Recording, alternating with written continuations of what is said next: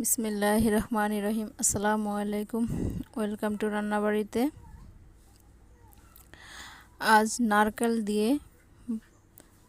বাইলা মাছ দিয়ে রান্না রেসিপিটা অসম্ভব মজা হয়। বাইলা মাছ দিয়ে রান্না আরও যদি হয় নদীর বাইলা মাছ। আমি প্রথমে বাইলা মাছটাকে ছোট ছোট করে কেটে সুন্দর করে ধুয়ে নিয়ে তারপর এগুলাকে হালকা ভাজা দিয়ে নিতে হবে, কারণ আমরা সবাই জানি বাইলা মাছটা খুব নরম একটা মাছ।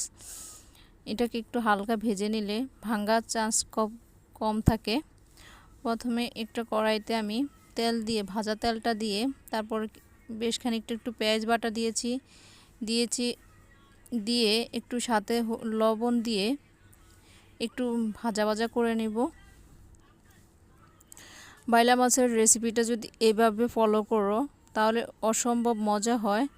এভাবে বাইলা মাছটা রান্না করে খেতে বারবারই মন চাইবে।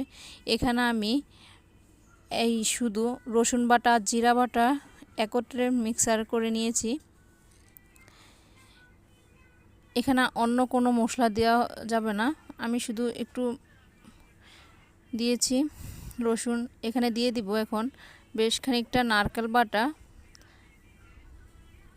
কারণ এটা নারকেলের তরকারি, তার জন্য একটু নারকেলটা বেশি পরিমাণে দিতে হবে। তেলের উপরে একটু ভাজা ভাজা করে নিলে একটু বেশি ভালো লাগে, গ্রানটা চলে আসে অন্য রকমের। আর একটু নারকেল বাটা দিয়ে দিলাম।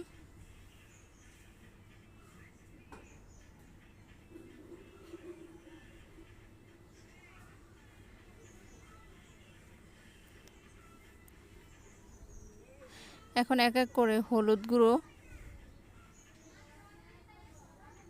গুঁড়োটা আমি প্রায় 1 টেবিল চামচের মতো দিয়েছি লাল মরিচের গুঁড়া 3 টেবিলের চামচের মতো। ওখানে আমি মিক্সারের সাথে কাঁচা মরিচও দিয়েছি কয়েকটা। ঝালটা তোমাদের পছন্দ অনুযায়ী একটু পানি দিয়ে এটা কষিয়ে নিব।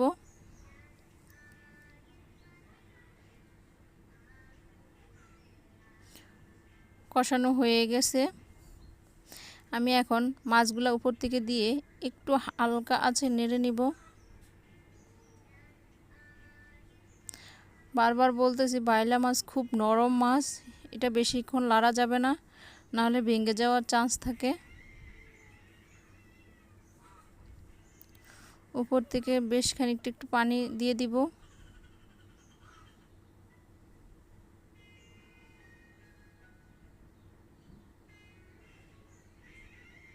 খুব অল্প সময় অল্প মশলা দিয়ে এভাবে রান্না করে দেশ গ্রামের খুব সুস্বাদু মাটির চুলা রান্না করা আরও এক্সট্রা তরকারি হয়ে আসলে আমি 1 টেবিল চামচ জিরার গুঁড়া দিয়ে নামিয়ে নিব। এখন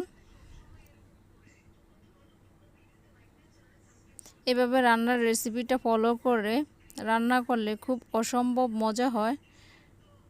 তোমরা রান্নাবাড়ির রেসিপি দেখার জন্য ধন্যবাদ। এভাবে রান্নাবাড়ির রেসিপি শেয়ার করে দাও, সাবস্ক্রাইব করে দাও।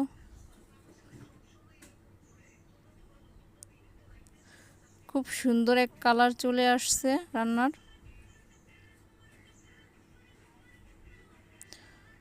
সবাইকে ধন্যবাদ। আল্লাহ হাফেজ।